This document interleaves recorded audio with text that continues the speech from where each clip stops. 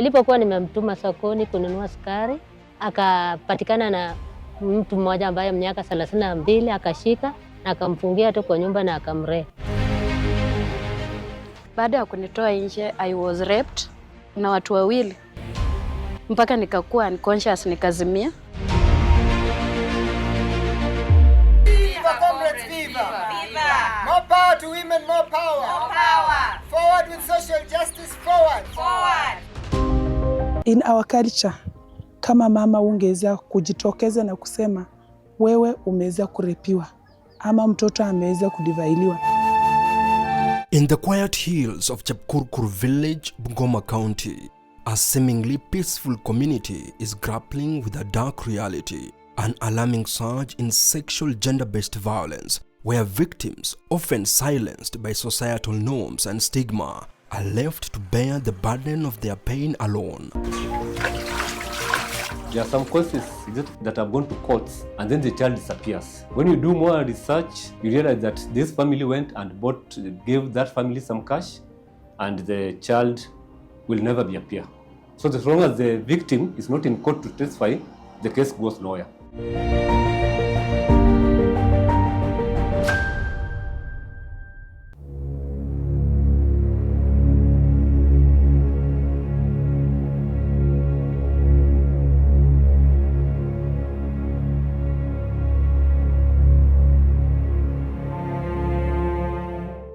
Women huddled in small groups at Kopsero Shopping Center on slopes of Mount Elgon, where discussions on sexual gender-based violence are never debated in public. Chebet, a pseudonym used to protect her identity, shares the harrowing experience of her 15-year-old daughter. Mimi ni mama mwadhiriwa ambaye nilizaa watoto ambaye wasikii, watoto 4, alafu mmoja ni msichana. Nilikuwa namtegemea huyo msichana nikimtuma baada ya kukosa school fees kwenda shuleni. Ilipokuwa nimemtuma sokoni kununua sukari, aliporudi akapatikana na mtu mmoja ambaye miaka 32 akashika na akamfungia tu kwa nyumba na akamrape. Ni community walipika simu. Waliona kama mtoto anashikwa akifuruta yani akipika yowe ya kisiwa anafanya ila alifurutia chini mpaka kwa nyumba hivyo, kijiji wakawana wakanipikia simu. Na nilipochukua hatua nikakimbia mpaka kwa hiyo poma, hakika nilipata. Mimi mwenyewe really niliathirika kuanzia siku hiyo kimawazo. Bado anakopa saa hii ukituma mahali atoki kwa poma.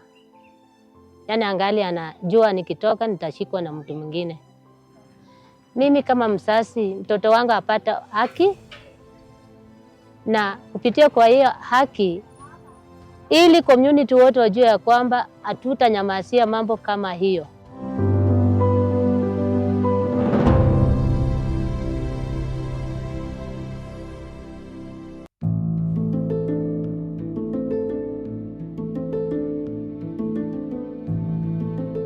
Ilikuwa tarehe 13 tena at around 1 am usiku.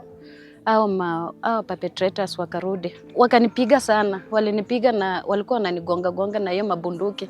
Baada ya kunitoa nje, I was raped na watu wawili. I was raped mpaka nikakuwa unconscious, nikazimia. Siku hiyo hao watu walirape in my area. Walirape mama karibu 8 baada ya kukuwa raped. Up to date, mimi I'm 41 years. Lakini sijakuwa na interest tena kukuwa na mwanaume mwingine. Though nimepitia counseling mingi, wameniambia hata na ukiona wanaume wenye umesimama nao kama nyinyi saizi, naona just like men, but sioni kama naweza relate mpaka tukae naye kwa nyumba moja. This heart-wrenching story is not isolated. It echoes throughout Bungoma County, where a shocking 62% of women have reported physical violence and 30% have experienced sexual violence, as per the Kenya Demographic Health Survey of 2022. The case of teenage pregnancies, if you see the status of our county, 2023 alone, from January to July, between the age of 10 to 14, we have recorded cases of 196. Between the ages of 15 to 19, we have 7,270. We still rate highly in terms of GBV, teenage pregnancies, and I want to cite the issue of poverty as one of the key reasons why these cases continue escalating. The county recorded 2,405 cases of gender-based violence among individuals aged 10 to 17 years in 2022, representing an increase compared to the 1,127 cases recorded in 2021. The dark reality is reflected in the numbers. Bungoma County has sexual gender-based violence prevalence of 23% against the national prevalence of 13%, with Kimilili, Mount Elgon and Bumula constituencies listed as hotspots for sexual gender-based violence.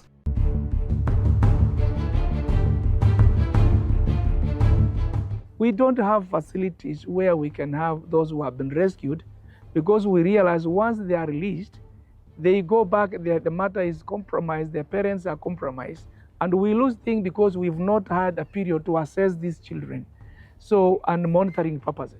So what we are saying, there is need to have facilities to address for safe homes for the victims of these crimes, so that we have time to monitor them.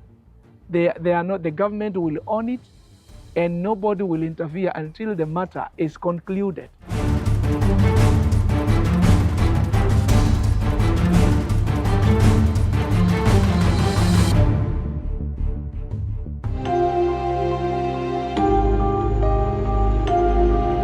This year I've had 2 cases.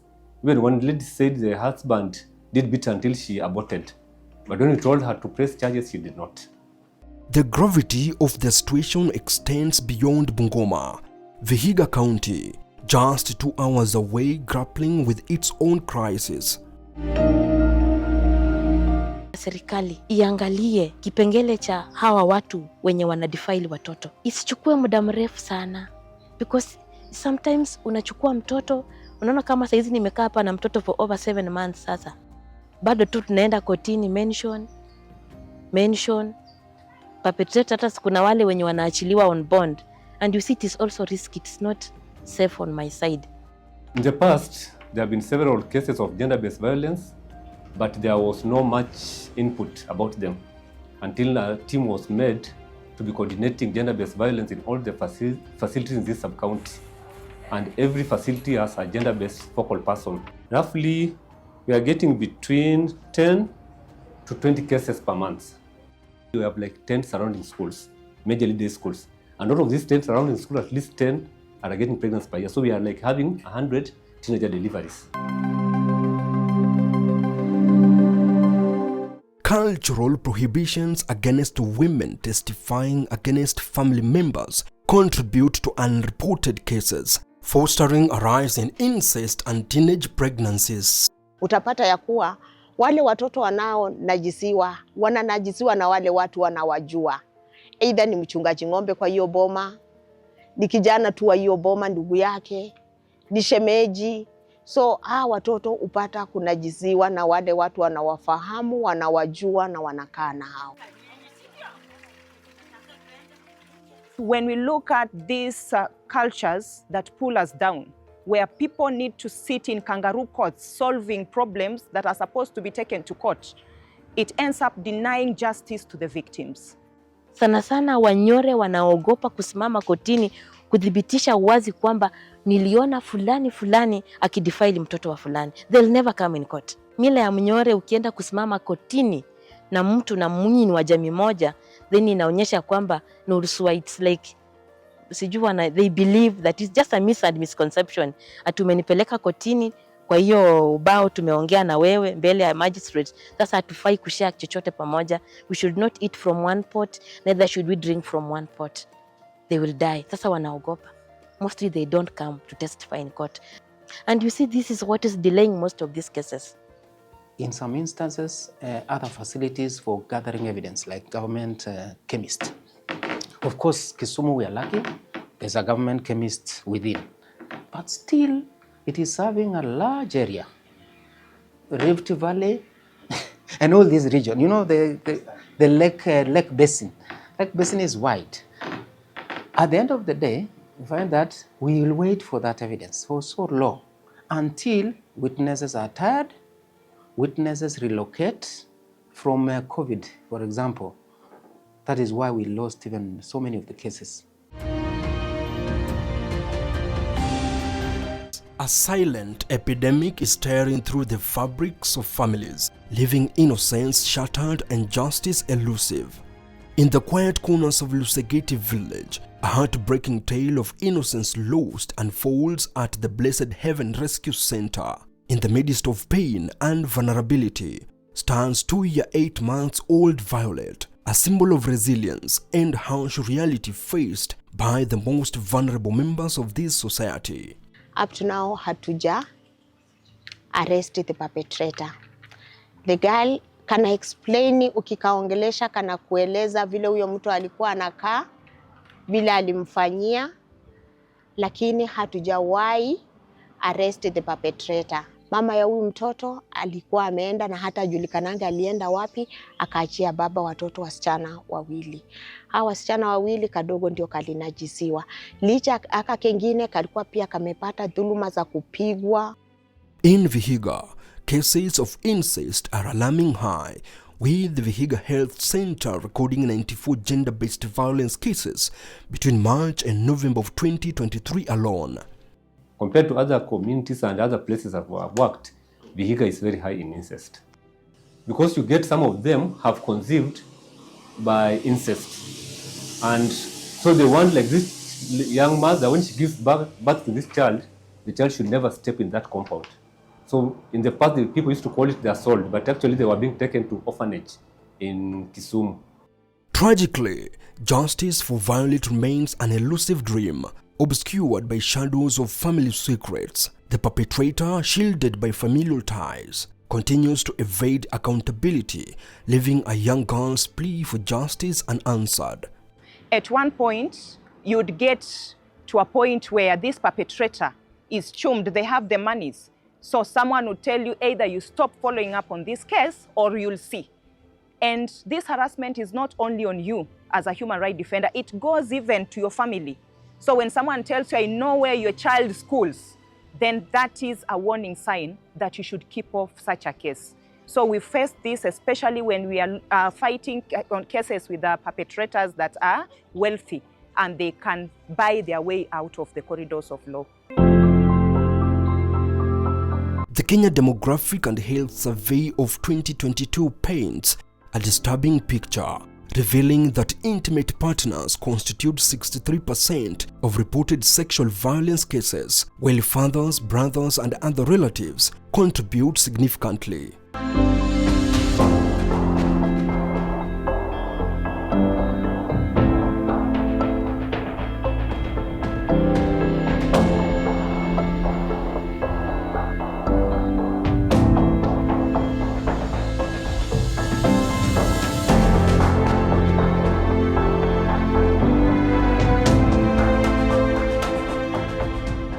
In the serene settings of Kisumu County, personal stories unfold, shedding light on the complex web of challenges faced by survivors. Nilishika mimba, nika drop out of school, nilikuwa form 2 na nilikuwa nimeishi na aunti yangu. Bahati mbaya nikapatikana tena niko positive. Sasa tena ikakuwa hadithi nyingine. Sasa nikaanza kuwa na stress, ninalia. Ni kama nilikuwa nataka kujiua, nikamwambia mimi nimekuongeza mzigo na mtoto wangu tena niko mgonjwa. Juu baba mtoto pia alikataa, akasema huyo si mtoto wake, yeye amjui, nitafute baba ya mtoto. Amina, an 11-year-old victim of rape in Kaloleni, faces a justice system tainted by family covering up incidents through informal negotiations. Hizi kesi za defilement zimekuwa hapo awali zilikuwa ni zinafichwa, hazijitokezi, huwa zinawekwa mara zinapelekwa watu waongee kinyumbani nini, zilikuwa hazijitokezi. Lakini kwa sasa hivi toka tumepata hii ofisi ya Winam Justice hapa Kaloleni, hii ofisi imekuwa ikitusaidia sana. Kesi zenye zimetokea kama hizi za defilement tunazichukua na tunazipeleka mpaka kotini na watoto wanasaidika, watoto wanapata counseling. In responding to this urgent situation, the Let It Not Happen Again project, initiated in 2019 by the governments of Italy and Ireland in collaboration with UN Women and the Office of the United Nations High Commissioner for Human Rights, has been making strides in preventing and responding to SGBV, particularly violence against women. UN Women, in partnership with the Action Coalition on Gender-Based Violence, are actively working to end violence against women and girls in Kisumu, Vihiga, and Bungoma counties. And those 3 counties were strategically identified because of the numerous cases of sexual and gender-based violence violations that were reported, especially during elections. So this project came in at the time when we were all preparing for elections, because 2020 was the general election, and it was going to be targeted at duty bearers and right holders. And the idea was to try and see how to build capacity of both, to ensure that we put in place an early warning mechanism, to ensure that communities are aware of what they need to do in the event that there were cases of sexual violence that was reported, because previously we had so many cases that had not been reported because people didn't even know what to do. So there was a lot of losses in between when people were trying to demand for accountability. But then it was to make sure that we had quality service that was given, that the duty bearers also needed to know what they were doing. And when I say duty bearers, I'm literally talking about the justice system. So the police, the judiciary, the Department of Health, that is at the high level. But then at the community level, there was also the need to be able to create a referral pathway that would ensure that community members who were violated in one way or another knew exactly what path to follow when they are pursuing accountability. The project focuses on community dialogues, capacity building within justice system, and legal reforms to end impunity for perpetrators. The goal is to foster a culture of equality and zero tolerance for violence. Anyone tell me, when we are doing SOLAR, what are we doing? Yes, Kovia. Okay, SOLAR is an acronym that is used during guiding and counseling session, whereby the counselor sits attentively, both physically and psychologically, while getting the information from the victim. We are having a training on gender-based violence, but this time round, it is specific on counseling. We realized there was a gap, that we only trained them on how to handle preserve evidence and exhibits, whatever, but we forgot an aspect of the mental health of our clients. So now, through the collaborations with the non-governmental organizations, we've been having this support requests of our trainings to train our officers on mental health issues. The program has trained police officers and established gender desks to enhance coordination, setting up court users committees that brings together the police, judicial officers, civil societies, and medical officers who play a pivotal role in fast-tracking justice for SGBV victims. We've been doing well in terms of utilizing the court users committees and making sure we get feedback from the committees and go back and improve where we are a bit, sluggishly not, sluggish in performing our work. With the designation of a SGBV court now, that enables access to justice to be quicker. The number of cases that we have been able to finalize in the recent past has been impressive because of the designation. People come easily and they come feeling protected. Through the Court Users Committee, justice is fast-tracked for survivors like Amina, Atieno, Chebet and Violet. Hata mwenye anashughulika juu ya hiyo kesi kwenda kotini kufuatilia ni mimi mwenyewe kama mama.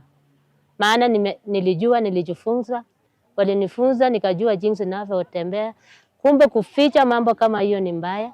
Leo hii tunatoa kesa peupe. We made a lot of trainings with the police and the local administrations to make sure that there is no case that is handed at the community. They take all the cases to the police, and the cases are also taken to the court. So all those aspects and the the victims once the first day they appear before a competent court of law. We want this matter to be addressed on that day so that we don't create gaps where these people who are used to corrupt others and compromise cases don't get that opportunity. And again, we also have the sexual gender-based violence policy, the SGBV policy, that we did a review some times back, and we are looking forward to have it as a bill so that we have a clear pathway of implementing the policy. The SGBV policy talks about issues, sexual gender-based violence. How do we handle cases? How do we handle the survivors? How do we handle the perpetrators? How do we come in as a government to ensure that the survivors get their rights? So that policy is also in place, and we are looking forward very soon to have it as a bill so that we can implement it fully. However, challenges persist with the poverty and negative gender norms identified as root causes. The challenge of finances, that it's still a big issue to us. The cultural barriers, especially, we have discussed about the cultural beliefs, the patriarchal, it is still a big challenge. There is a big gap, because if the county could be supporting well, then in Vihiga County we could have a unit for SGBV survivors. As per now, we don't have a county unit for survivors of gender-based violence in Vihiga County. So we have a gap. There is a big gap with the county government. In the face of diversity, these survivors are not just statistics. They are resilient individuals demanding justice and change. It is a call to action, breaking the silence, breaking the cycle, and breaking free from the shadows of gender-based violence. For KTN News, I'm Levis Msumba.